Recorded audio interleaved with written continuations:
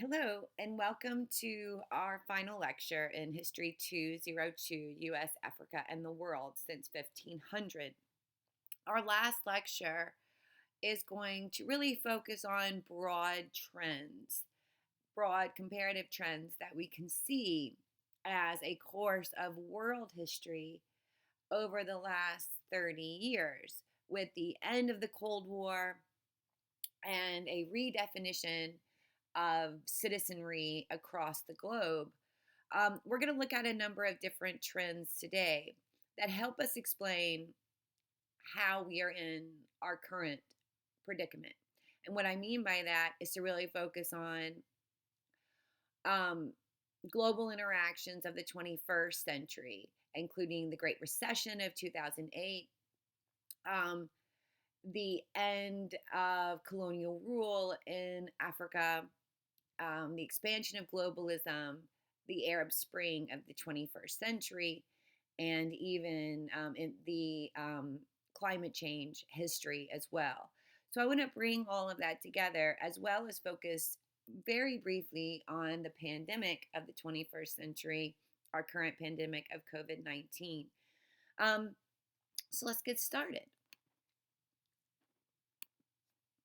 What you see right here is a map of global distribution of wealth.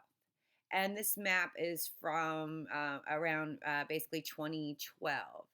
And if you take a look, right, what you're going to see is global policies over the last 3 to 4 decades have contributed to massive inequalities, economic inequalities around the globe. Now, of course, that should not be a shock to you given the course of world history. Some of the poorest, or rather most underdeveloped countries that you see globally, including right here in Southeast Asia, right, across Africa, and even in South America. What do those places have in common? Here, here, here. They're all former colonies. So when we talk about the process of decolonization, remember sub-Saharan Africa, including South Africa, have only been in the process of becoming free and independent of colonial rule. And in the case of South Africa, specific to apartheid, since the mid 1960s, as you all were talking about last week with independence in Ghana, independence in Kenya. Same is true for Southeast Asia. Remember, the United States will fight a war right here in Vietnam in the 1970s in order to keep it, quote unquote, free from communist rule. Of course, the people in Vietnam just wanted it to be free from colonizers. So it's important to remember, including Cuba, right? Cuba has its war against colonizers and its independence movements in the 1950s, same place. We will see similar movements in Central America. So, partly to understand why we see such dramatic gaps in economic disparity is really decolonization is part of that. Now, what do the yellow places have in common? Of course, these are also many places that were underdeveloped before the 21st century, but also had been linked to communism as well. Not so much in terms of Mexico. It had no formal Russian alliance, but it was still considerably underdeveloped because of the United States and many of the policies that these multilateral policies that were signed. So, as we are going to move into the 21st century, we are going into a place that, although many of these countries are becoming, quote unquote, more modern, we are also seeing an economic system that has very much created these new categorizations, first tier, second tier, third tier, that have now replaced the Cold War descriptions of first world, second world, third world. Those characteristics don't really exist outside of the Cold War. So we have to use new language to describe these inequities. So a decade of global expansion, right? You see the end of Soviet communism and the end of the Cold War emphasizing free trade and economic integration, particularly between the United States and Russia. Um, by 1990, or by the mid 1990s, the U.S. emerges as the only superpower left in the world, and really restarts to shape global dynamics because of the collapse of the communist system across the Soviet Union and other of those former Second World places. Um, Across the late 19th and 21st century, the US dollar has played a very large role globally and shaping economic interaction. The US leads a huge consumer economy, um, and is really attempting in the 1990s to try to make global partnerships with a number of other countries. Of course, the idea of globalization, which is loosely defined by a tightly integrated economic system across the globe, one that often de emphasizes the nation, right? Is criticized by conservatives. So we're going to look at the rise of global fascism in the 21st century. And this is where, even by the mid 90s, you start to see this articulation of a backlash. What's going to happen if we have quote unquote open borders, free trade? What will that do to the American worker? So there starts to be this very visible friction between what some are advocating for globalization and others are much more focused on individual countries and who's being left out. And if you look at trade imbalances, it looks like the United States is very much at a disadvantage, which is interesting as the US is the largest consumer of goods, but we are not the largest producer of goods, right? So systematically since the 1980s in American history, you have seen a loss of manufacturing, right? So majority, as we are seeing now in our current circumstances, of our stuff is not made here. It's made in China. It's also made in India. Some of it's made in Mexico, but the majority of the entire world's goods is made in China. And why is that? Well, the Chinese are developing their communist economy in the 1960s, starting out very small, in many ways, obviously paying their workers very little, and also developing industries that many other countries don't do. One specific industry that China is developing in the late 1990s, early 20th century is waste management and recycling. Now, they get very good at that, and they buy the world's junk, basically, and turn it into the world's goods.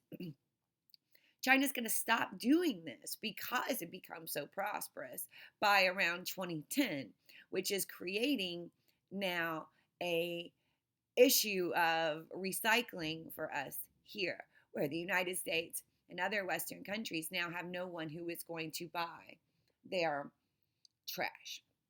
So, oh, excuse me. This trade imbalance is created by another factors, right? So the United States isn't making much. We're consuming a lot. So our economy is also changing. In the early part of the 21st century, well into the 1960s, the U.S. made the world's goods. And that started to change with the loss of manufacturing and U.S. manufacturing being sent overseas because workers are cheaper. All right. On top of that, you have an American military policy that remains unchallenged, right? So the United States, by the 1990s, becomes, quote unquote, the world's policeman. The U.S. in the 1990s interferes in a number of Middle Eastern countries, provoking and sustaining wars in Iraq, Kuwait, Lebanon, Jordan, just to name a few. The U.S. is also then going to retool this in a much more dramatic way following the invasion of the United States on 9/11, leading to the U.S. War in Iraq, which goes on numerous years, as well as the U.S. war in Afghanistan, which is the U.S.'s longest war, with the U.S. waging war in Afghanistan for over 20 years. The United Nations, NATO, the military and political alliances that the United States maintains in the 21st century also play a role. But the U.S. invasion of Iraq, even after 9/11, was not supported by U.S. allies, many of whom questioned U.S. intelligence. So you start seeing very much a chipping away at the alliance, and specifically NATO, as the United States is taking the military alliance into places that the rest of the alliance does not want to go. Remember, the alliance system emerges in earnest in the decades before World War I and is one of the factors. So it's interesting to consider why other countries don't want to follow the United States, even into war with Iraq and Afghanistan, and how that has also helped to create problems, particularly now in the era of Trump. Okay. And this map is very interesting as it's demonstrating sort of how the U.S. is linked to other countries. So the countries in the tan are those with specific treaties with the United States. And those are plentiful, right? Those include our closest neighbors, all of the Western Hemisphere, basically, except for a few places. As you'll see, the United States does not have formal agreements with many of the countries in Africa. Perhaps that is because of the way that the U.S. has intervened in places like, Ghana, following independence, but does have what is identified as U.S. military interventions, right, in these places. So the U.S. is going to intervene in Darfur, it intervenes in Somalia, Libya. So it's not to say that these places have not been epicenters of U.S. Military involvement, as they have been. Certainly across the Middle East, and even across Central America and the Caribbean. Southeast Asia as well. If you're China, right? If you're China and you look at U.S. intervention, you can see that the U.S. invaded the Korean peninsula during the Korean War, has one of the largest U.S. forces globally right there. The U.S. Is also supporting Taiwan, which is one of China's enemies. The U.S. invaded Laos and also had a sustained war in Vietnam for 20 years. So if you're China, right, including now America's war in Afghanistan, the U.S. has invaded or sustained warfare on every part of your border except the Russian border, which might be looked at from the Chinese perspective as U.S. aggression. You might also certainly feel the same way in this part of the world, where the U.S. has a military presence and has also, again, been involved in sustained wars. So from a non-Western perspective, it might appear as if the United States will either have a direct relationship with you or some sort of military relationship with you. Again, this is sort of just a summation of the points I made earlier. During the 1990s, there is a sort of sustained global peace after the early part of the decade. At the same time, you'll see lots of issues internally in terms of the nation. So we'll look at that on a different slide.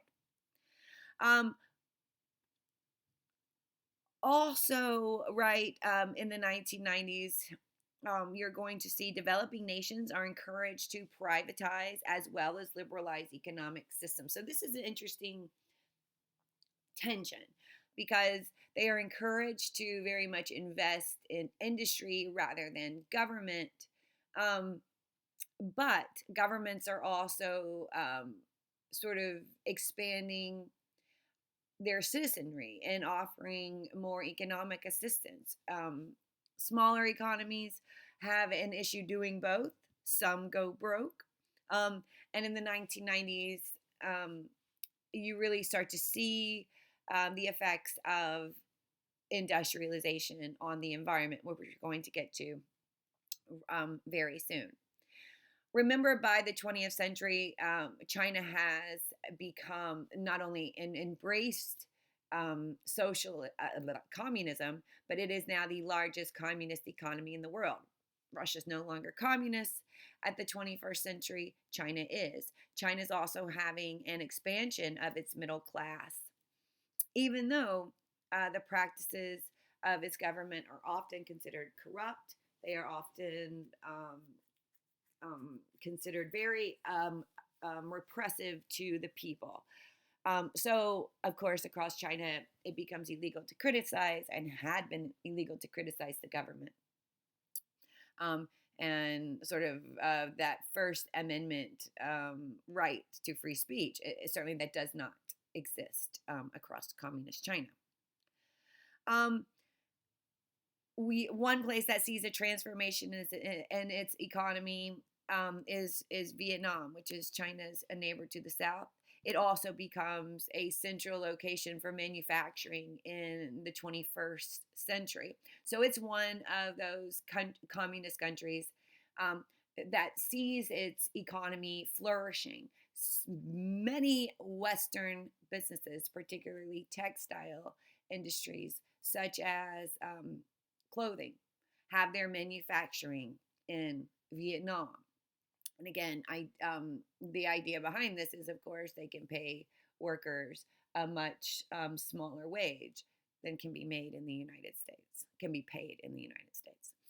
The 21st century also witnesses a economic downturns and in two recessions.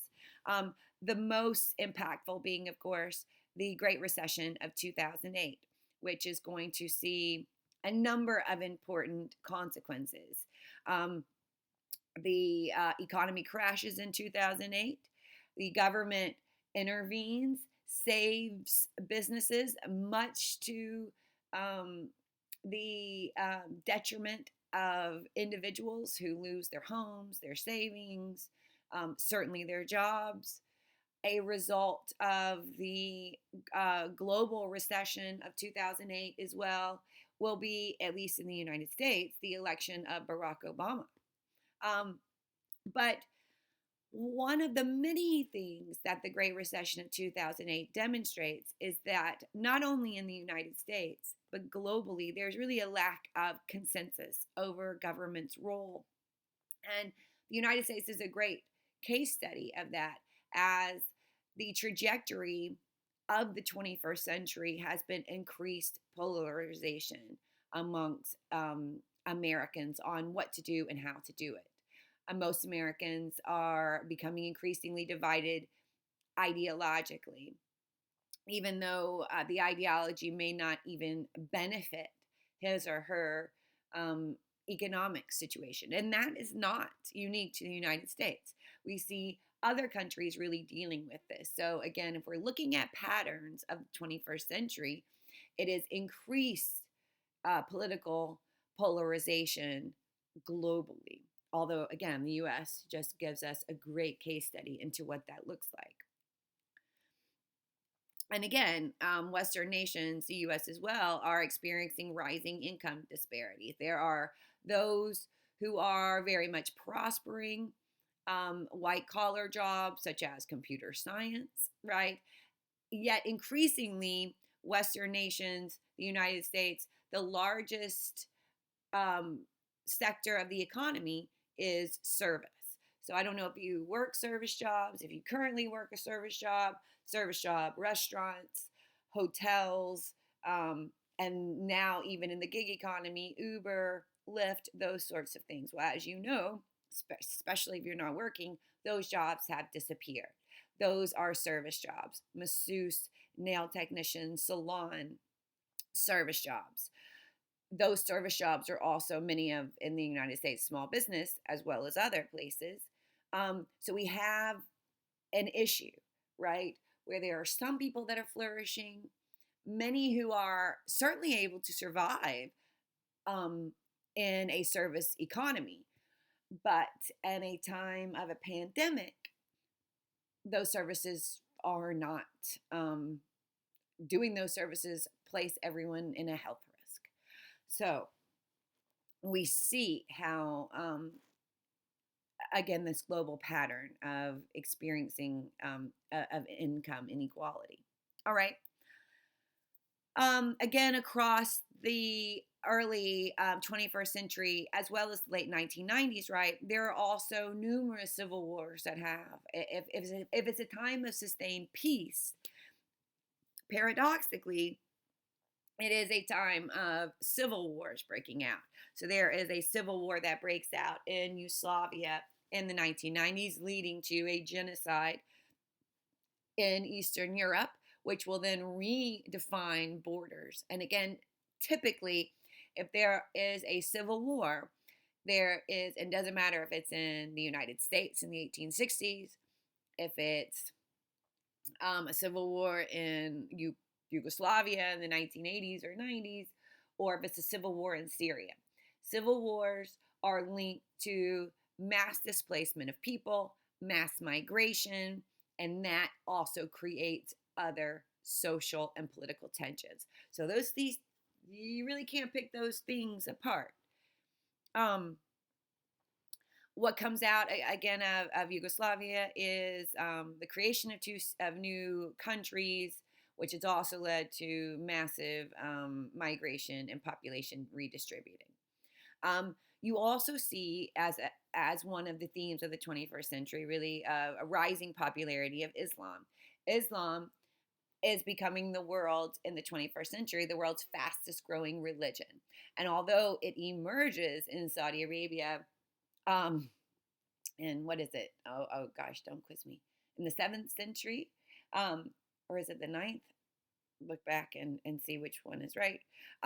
It's really gaining places outside of the Middle East. So, for instance, the Philippines becomes right here, becomes one of the places that has an incredibly large Muslim population. The islands of Indonesia, right? So here is Saudi Arabia. Of course, there are numbers of Muslims throughout sub-Saharan Africa as well. Many of those numbers are increasing, as well as even in the United States. So that is another tension. And as Islam is proliferating around the world, it's very much coming up in contact with the West, and in many ways, not having very positive points of intersection. You also see the rise of Hezbollah and other more militant Islamic movements across the Arab world, and much of that is a reaction not only to the creation of Israel, as well as the sort of the moneyed support for Israel and industries coming out of the West.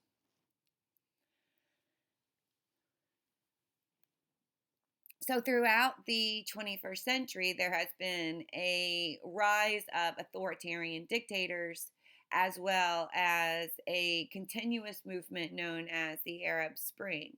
The Arab Spring are sort of constitutional nationalist movements in Tunisia, Egypt, as well as in other parts of the Middle East, mostly led by young activists using social media as a tool for political organizing. Many activists are killed doing this, many are put in prison, but in places like Egypt and Tunisia, these young activists did lead to the creation of new governments that were attempting, or at least to be more responsible to the people. It also sort of demonstrated some of the ways that Islamic parties are either taking advantage of new elections, or then creating new Islamic focused groups such as, oh, now I can't think of their names. Um, the Caliphate in ISIL, right?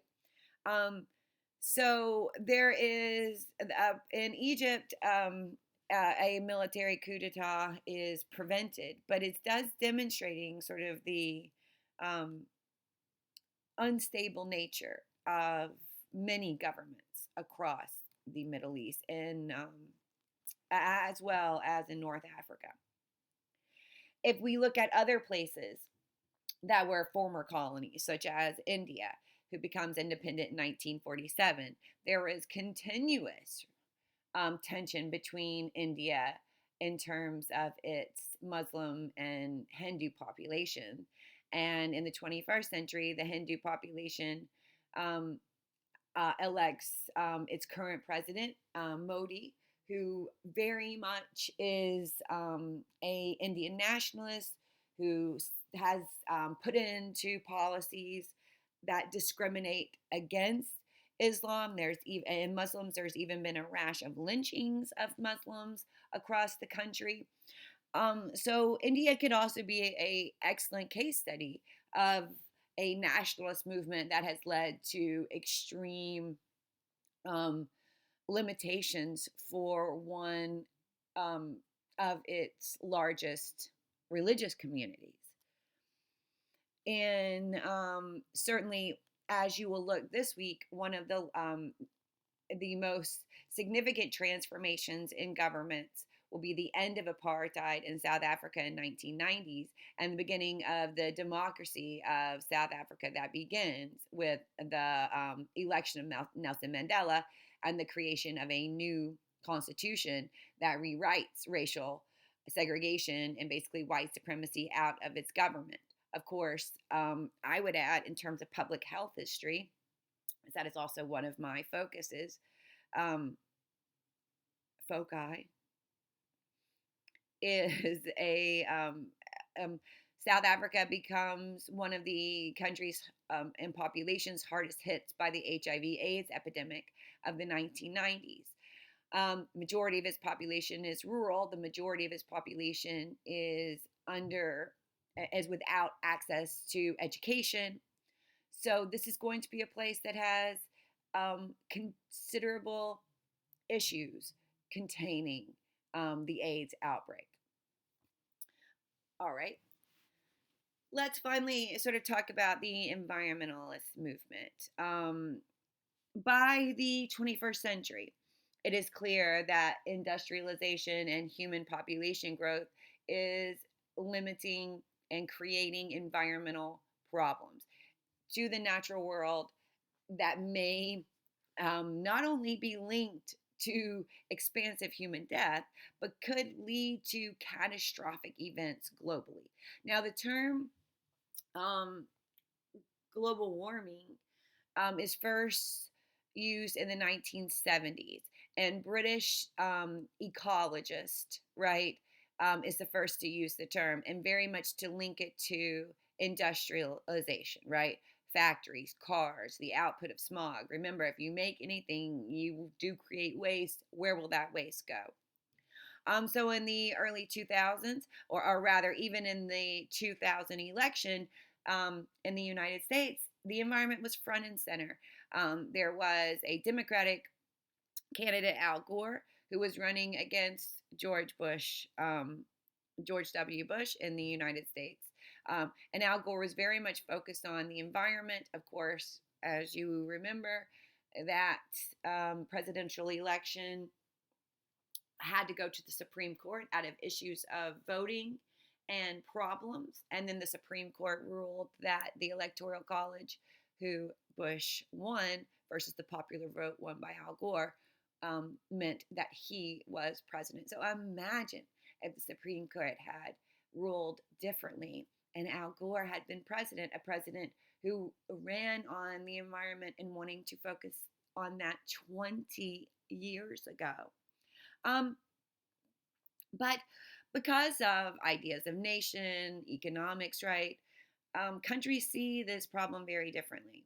and are going to address it very differently. And how do you get all of these various countries with this long history of interaction problems or avoidance to sort of engage each other on this principle alone? Right? The consensus among scientists is that global warming is a result of increased greenhouse gases, right? Greenhouse gases released from cars, from factories, from other types of industrial products. As again, as we're talking about, as countries are industrializing later than others, like India, Brazil, and China, their industrialization, their development is creating smog, air pollution, is creating people dying of a number of autoimmune diseases and diseases that weren't really around before we had this level of pollutants, both in our air and our water, um, and in our food, right? You also have very large catastrophic natural events happening around the globe. In Japan, for example, in 2011, is hit by a tsunami and an earthquake, which then hits a nuclear plant, creating a radiated Japan. In a place like South Africa, also dealing with decades of racial inequality and apartheid. By the 21st century, and within the 21st century, South Africa is hit very hard by climate change with sustained droughts that have been going on for nearly 20 years. Obviously, in the United States, we've seen incredibly powerful storms like Hurricane Katrina, wildfires across California. We had certainly recently, the entirety of the continent of Australia on fire, right? How countries are willing to respond to this will be different, although there will be a global effort called the Paris Peace Agreement that most countries sign except for two. And the two countries that didn't sign it already had much more extreme environmental rules, like Costa Rica. So there will be a method to try to get everyone on the same page. But of course, the U.S. will reject that as a new president is elected in 2016. Bringing me to my last point about the rise of global fascism. In the 21st century, we see fascist movements, just like we saw in the 30s, occurring around the world. Turkey, the Philippines, Russia, North Korea, as well as in other places. The United States has one.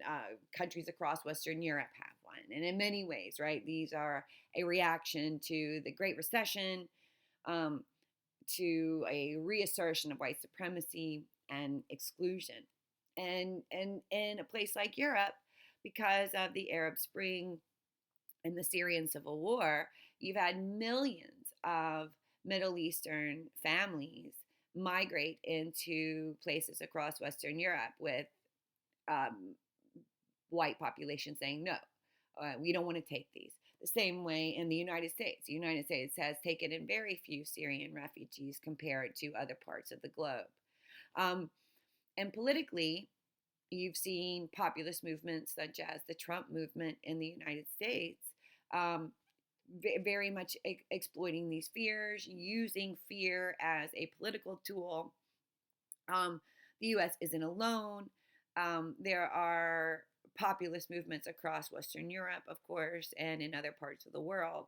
But it's important to remember this as a global trend, as when a global pandemic starts, and in this case, as it did, and it started in China, starts in a place that doesn't have free speech. It starts in a place that does not openly share its information, that also does not necessarily have a good relationship with the United States either.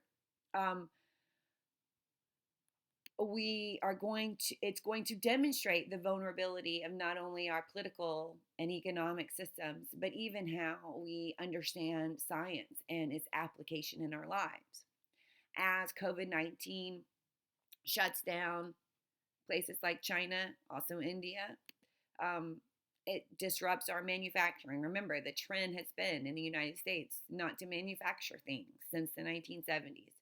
So we will, And if you're out of toilet paper now, are seeing the effects of this yourself. We don't make a lot of it. It has to be shipped. Even the test to the materials you need to test for COVID-19, many of those are only made in China. So it's going to be hard for us to get our hands on this. As I mentioned before, the global trend in jobs has been more service jobs.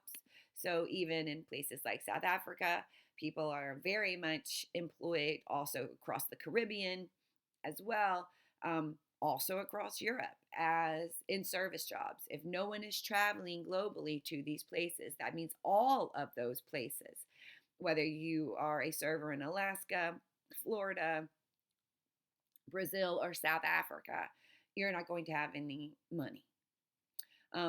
So a increased development of service jobs also places workers now in a predicament. Most service jobs, although some are protected by union, many of them really are not. So that brings up other issues. In the 21st century, the expansion of the gig economy, such as Uber, Lyft, and others, right, have allowed for self-employment across the globe. And yet again, because of this interesting set of circumstances, now those new jobs are threatened, with the workers also out of work. So what's the future for public health? We still don't know the true numbers here. Numbers are skyrocketing in Russia, also a place that is not well known for its ability to communicate effectively and with honest facts. The United States is being led by a populace who's anti-science and who often is now trying to create discord and tell people not to follow rules. So we're in a global predicament. In many ways, ironically, the environment is, for the first time, not suffering as the air quality across the globe has gotten better. However, what the future is going to be, what the world looks like after this, is anyone's guess. I don't know if we're going to return, and I don't believe we're going to return to what it was. This is an opportunity, as history has provided numerous opportunities to reshape society. So we should be looking for a vision for this future rather than rhetoric of returning to a system that, as this clearly shows, wasn't working for most, and that was based in inequality. Please let me know if you have any questions, issues, concerns. It has been my pleasure to work with you this semester, and I hope you're all safe, healthy, and well. Take care.